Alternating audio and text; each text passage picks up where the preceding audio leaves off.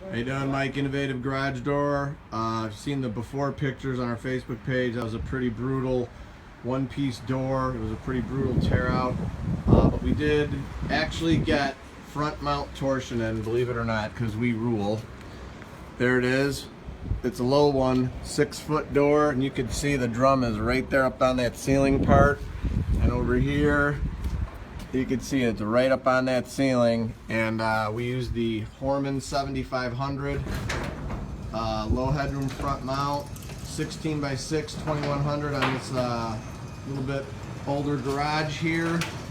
You can see here it's just open sesame. We're going to finish this off with a 2x4 and some trim, weather strip, and then we use the Orion opener with the cool 007 Orion bracket bolted right up to the angle right perfectly like that. And this thing is smooth as silk. For all your garage door needs, Innovative Doors, 630-271-9343. Your low headroom, tight fitting garage door experts.